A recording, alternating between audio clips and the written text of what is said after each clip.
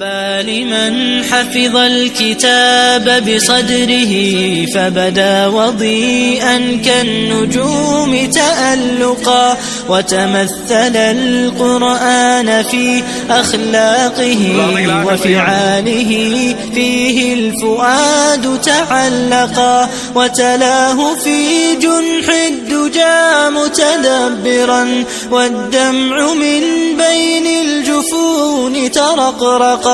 هذه صفات الحافظين كتابه حقا، فكن بصفاتهم متخلقا. يا حافظ القرآن رتل آيه، فالكل أنصت للتلاوة مطرقا. يا حافظ القرآن لست بحافظ حتى تكون لما حفظت مطبقا. ماذا يفيدك أن تسمى حافظا وكتاب ربك